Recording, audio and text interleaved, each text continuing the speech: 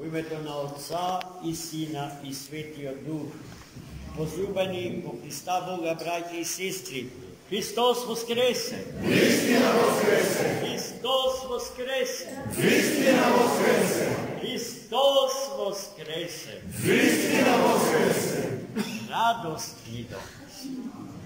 Я донесе радостта и свещениот трепет на душата, својствени за светите жени мироносици, денес од Светата Црква Божија празнувани во денот кога го посетија гробот Христов со купените мириси, за според древниот еврејски обичај да го помажат мртвото тело Христово. А тие се соочија со мистеријата на празниот гроб. Христа Бога мртовецот го немаше внатре. Па затоа и беше поставено прашањето: зошто го барате живиот меѓу мртвите? Тој не е овде, тој воскрес. Гледајте, први за тоа дозна жена. Жена. Денес празникот на светите жени мироносици е празникот на светата православна жена. Денеска е определено местото на жената во животот на Светата Црква Божја, во животот на брачното битие, во животот на семејната заедница, малечката црква, како што фамилијата ја нарекува светиот апостол на народите Павле.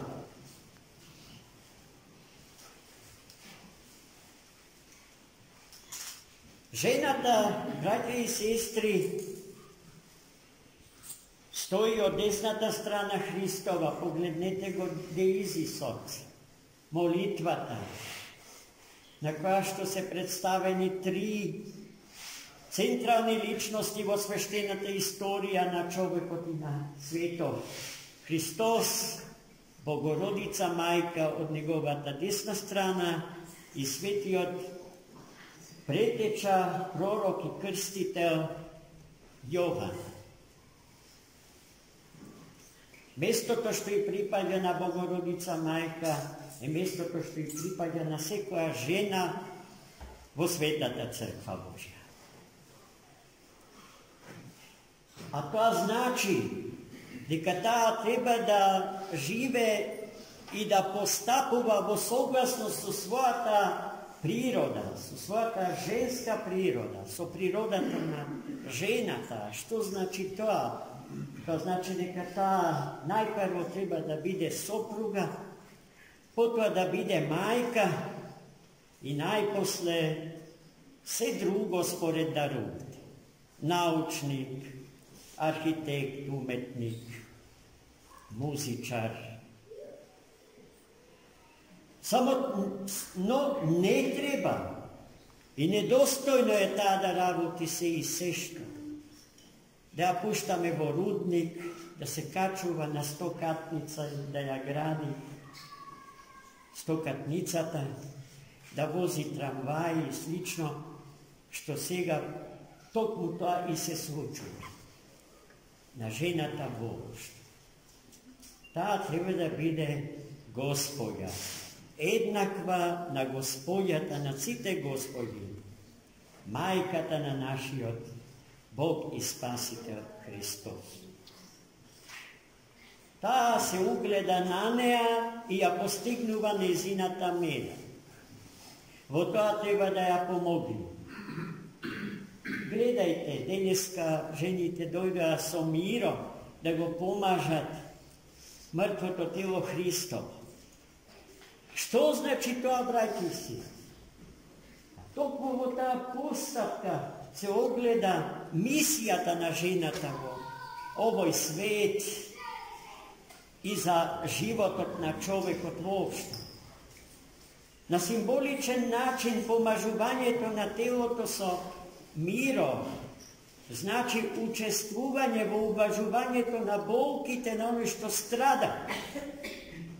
Тоа треба жената да го прави во црквата, да подава рака, да им помага на страдалните. На сите можни начини се разбира од Бога благословен. И гледајте сега, дали има простор за обвинувањата што одредени движења, познати под името феминистички, ги упатуваат на адреса од Светата Црква Божија, осудувајќи ја дека жената ја понижува, дека жената е маргинализирана во црквата, дека ја одземено достоинството за сметка на мажот. Црквата ја осудува жената секогаш кога таа му завидува на мажот и сака да стане и самата мажот. Но затоа црквата го осудува и мажот секогаш кога и завидува на жената и посакува да стане жена. И токму тоа сега ми се случува. Јас тие процеси ги крајно ги поедноставив, но ми се чини совршено јасни и сватени. Мажот не смее да се феминизира, а жената не смее да се маскулинизира. Тоа е проблемот на нашево време. Но тој проблем не е карактеристичен само за нашево време. Го има од секојаш, од како постои светов и веков и човекот во нив. Тука да внимаваме. Секој да живее, велам, во согласно со природата своја. Доаѓајќи утрово од Стругана кај ова светилиште на Богородица Мајка, спомнав во колата во која што се возевме дека денеска се слават светите жени мироносици. А еден од моите сопатници кажа, буквално вака, вели, па отец, сите наши жени во црковната заедница се тоа, мироносици. Јас останав нем, без збор, бидејќи ја кажа сита вистина.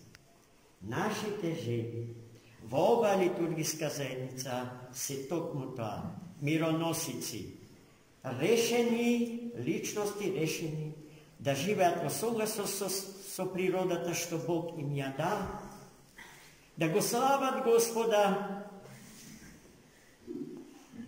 така што ќе му подаваат рака на секој човек без оглед на неговата полова припадност, расна припадност, етничка припадност, социјална припадност и секаква друга припадност. Знаете?